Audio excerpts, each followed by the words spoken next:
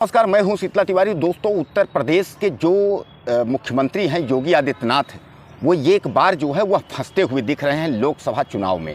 लोकसभा चुनाव के पहले उनके दोनों डिप्टी सीएम यानी केशव मौर्य और ब्रजेश पाठक को चुनाव में लड़ाने की तैयारी जो है वो आला कमान लोग बना चुके हैं।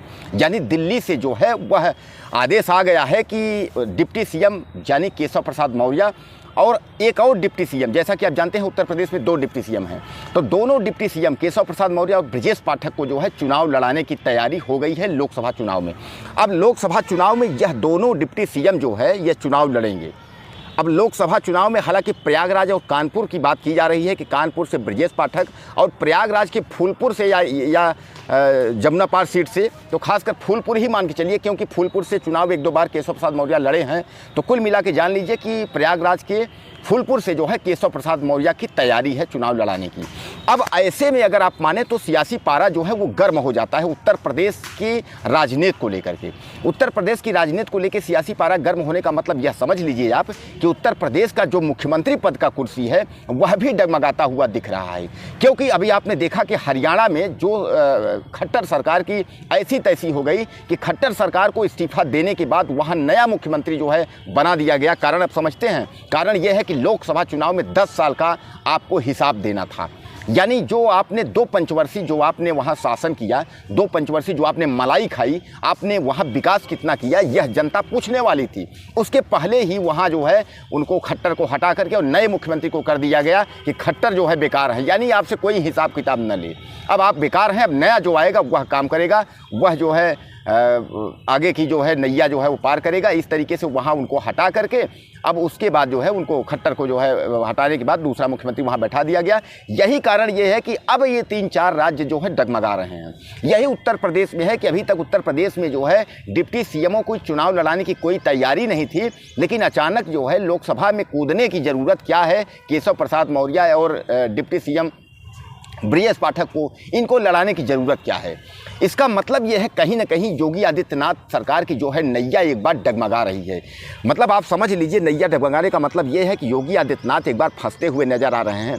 कहीं ऐसा ना हो कि योगी आदित्यनाथ को भी इस्तीफा दे करके और लोकसभा चुनाव के लिए लड़ाने की तैयारी कर दी जाए और यहाँ कोई तीसरा विकल्प जो है ला के खड़ा कर दिया जाए। हालांकि बीजेपी, मैं आपको बता दूँ, कोई ऐसी पहली पार्टी नहीं है और पहली बार ये नहीं है कि चुनाव के पहले मुख्यमंत्री को बदल देना। इस तरीके की बीजेपी की हरकतें बहुत बार हो चुकी हैं, कई बार हो चुका है कि चुनाव के ठीक पहले अधिकारियों का ट्रांसफ़र और चुनाव के ठीक पहले मुख्यमंत्रियों को बदल देना, ये सामान्य बात है। इसमें कोई ज़्यादा दिमाग लगाने की ज़रूरत नहीं है। ये तो कोई भी हो, किसी भी पार्टी की बात हम नहीं कर रहे हैं, वो तो सब अपना उल्लू सीधा करने के लिए सब कुछ करेगा। लेकिन कहने का तात्पर्य वहीं जो उत्तर प्रदेश की हम बात कर रहे हैं, उत्तर प्रदेश की जो स्थिति फंसती हुई नज़र आ रही है कि आखिर इस देश का और उत्तर प्रदेश का होगा क्या। 400 के पार का जो नारा है, क्या अब नरेंद्र मोदी को ये लगने लगा है कि 400 के पार का नारा पार नहीं हो रहा है। यानी अब जो है लगता है 400 पार सरकार की जो सीट है वो मिल नहीं पाएगी भारतीय जनता पार्टी की। इसलिए जो डिप्टी सीएम है उनको कूदवाने लगे चुनाव में कि लोकसभा की लड़ाई में वह कूदें। हालांकि आपको मैं बता दूं कि 2017 में प्रदेश अध्यक्ष यानी उत्तर प्रदेश के भारतीय जनता पार्टी के अध्यक्ष केशव मौर्य थे, उनके नेतृत्व में भारतीय जनता पार्टी पूर्ण बहुमत में सरकार में आई। लेकिन उसके बाद जो है 2022 में योगी आदित्यनाथ थे, योगी आदित्यनाथ को देखते हुए एक बार फिर रिटर्न भारतीय जनता पार्टी उत्तर प्रदेश में अपना पल्ला जो है एक बार पलड़ा भारी करके फिर आ गई सत्ते में। तो कहने का तात्पर्य ये है कि एक बार ये देखा जा रहा है कि जो पिछड़े की राजनीति और अल्पसंख्यक यानी जो ओबीसी की राजनीति हो रही है, इसमें जो है केशव प्रसाद मौर्य जो है भारी पड़ेंगे। इसीलिए केशव प्रसाद मौर्य को जो है यहाँ लाया जा रहा है कि आप जो है प्रयागराज के फूलपुर सीट से चुनाव लड़िए। अब आप समझ लीजिए कि प्रयागराज से फूलपुर के चुनाव लड़ने का मतलब क्या उत्तर प्रदेश की पूरी राजनीति ठीक हो जाएगी या ब्रजेश पाठक और केशव प्रसाद के चुनाव लड़ने से पूरी राजनीति ठीक हो जाएगी। कहीं ना कहीं भारतीय जनता पार्टी जो है बौखलाई है। जैसे जैसे चुनाव आ रहा है, भारतीय जनता पार्टी के साथ साथ तमाम कांग्रेस, आम आदमी पार्टी और उसके बाद आपका जो है बसपा, बहुजन समाज पार्टी और समाजवादी पार्टी, ये जितने भी पार्टियां हैं सब में पागलपन का दौरा जो है वो शुरू हो गया है। इसलिए सबको लग रहा है कि ज़्यादा से ज़्यादा सीटें हमारी कैसे बनेंगी, और यही ज़्यादा से ज़्यादा सीटें बनाने के चक्कर में पार्टियां परेशान हैं। जहां एक और भारतीय जनता पार्टी ने चैलेंज ही कर दिया है कि 400 के पार हम जाएंगे वहीं अन्य पार्टी भी समझ रही हैं कि ज़्यादा से ज़्यादा हमारी सीट आएगी। इसीलिए कांग्रेस भी अपना जो है चप्पे चप्पे पे निगाह देख रही है कि किस प्रत्याशी के सामने किसको खड़ा करने से जो है हमारा वोट बैंक हासिल होगा और हमारा जिताऊ प्रत्याशी वहाँ पहुँचेगा, यानी जीत करके और संसद में पहुँचेगा। तो कहने का तात्पर्य यह है कि भारतीय जनता पार्टी जहां एक ओर पगलाई हुई है, वहीं विपक्ष की कांग्रेस भी कोई कोर कसर करने में जो है यानी बाकी नहीं छोड़ रही है। कांग्रेस को यह लगता है कि हम 2024 में रोकने का काम कर लेंगे।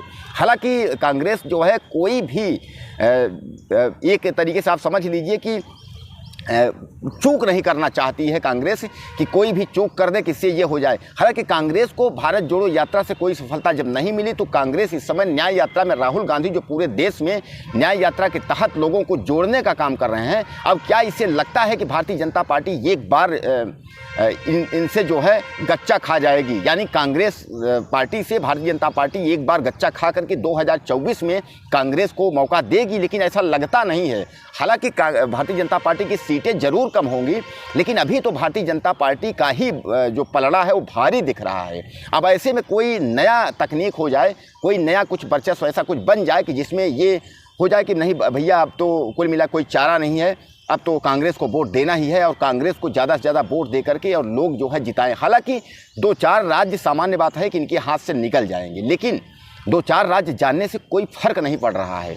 कारण ये है कि सबसे बड़ी पार्टी जो है वो भारतीय जनता पार्टी ही बन के उभरेगी, और सामान्य बात है कि अगर बड़ी पार्टी अगर बन के उभरेगी तो सामान्य बात है कि चुनाव उसी के हाथ में होगा। तो मेरे कहने का मतलब जो है, जो उत्तर प्रदेश का सियासी पारा गर्म हो रहा है, जहाँ एक और योगी आदित्यनाथ उत्तर प्रदेश की 80 सीटों में ज़्यादा से ज़्यादा सीट जो है वो झोंकने का काम कर रहे हैं कि संसद में पहुंचेंगे, और संसद में पहुंचेंगे हमारे ज़्यादा से ज़्यादा सांसद, तो मोदी को एक बार प्रधानमंत्री जो है बनाया जाएगा। लेकिन वहीं जो है अगले प्रधानमंत्री को लेकर के योगी आदित्यनाथ का जो डंका देश में बज रहा है कि अगर 80 से 80 सांसद अगर संसद में गए तो योगी आदित्यनाथ का पलड़ा तो सबसे भारी होगा। जहाँ 4-4, 6-6 राज्यों को मिला करके और 80 सांसद होते हैं, तहाँ उत्तर प्रदेश केवल एक ही राज्य में 80 सांसद हैं, यानी तभी तो लोग कहते हैं ना उत्तर प्रदेश का सीएम देश के सीएम के बराबर होता है। यानी उत्तर प्रदेश की जो कुर्सी है वहाँ से पीएम की कुर्सी ज़्यादा दूर नहीं है, उत्तर प्रदेश का ही रास्ता लखनऊ होते हुए दिल्ली पहुँचता है। इसीलिए तो लोग कहते हैं ना कि मतलब उत्तर प्रदेश का जो सीएम वो देश का पीएम। तो अगले आने वाले जो है अगर हम वक्त की बात करें तो क्या योगी आदित्यनाथ जो है देश के प्रधानमंत्री बन जाएंगे? आपकी क्या राय है? आपको क्या लगता है कि क्या अगला प्रधानमंत्री योगी आदित्यनाथ ही बनेंगे नरेंद्र मोदी के बाद, या अमित शाह को आप बनाना चाहते हैं? यानी कहने का तात्पर्य ये है कि जैसा आपके नरेंद्र मोदी के बाद योगी आदित्यनाथ का डंका बज रहा है, तो क्या आपको यह लगता है कि योगी आदित्यनाथ ही देश के अगले प्रधानमंत्री होंगे? या अगर अभी चुनाव लड़ के अगर 2024 में अगर इनको चुनाव लड़ा दिया जाता है और यह चुनाव लड़ के दिल्ली जाते हैं, तो क्या यह प्रधानमंत्री पद की दावेदारी ठोक देंगे, या इनको गृह मंत्री बना दिया जाएगा, या अमित शाह दावेदार होंगे? यह आपको तय करना होगा। और आप मुझे ज़्यादा से ज़्यादा कमेंट बॉक्स में मुझे मैसेज करके आप मुझे बताइए कि योगी आदित्यनाथ अगर यहाँ से चुनाव लड़के अगर जाते हैं दिल्ली में, तो दिल्ली में योगी आदित्यनाथ को क्या प्रधानमंत्री का पद मिलेगा, या गृह मंत्री या रक्षा मंत्री या किसी और मंत्रालय में हो जाएंगे? या अगर आप उत्तर प्रदेश के मुख्यमंत्री तौर पर ही देखना चाहते हैं तो आप मुझे ज़्यादा से ज़्यादा कमेंट करके मुझे बताइए, नहीं योगी आदित्यनाथ ही यहाँ मुख्यमंत्री उत्तर प्रदेश में 2027 तक रहें, और 2027 के बाद आप प्रधानमंत्री पद में जो है किसको देखना चाहते हैं? आप मुझे ज़्यादा से ज़्यादा कमेंट करके आप मुझे बताइएगा। और दोस्तों चैनल को हमारे सब्सक्राइब कर लीजिएगा, वीडियो को ज़्यादा से ज़्यादा शेयर करिएगा। नमस्कार।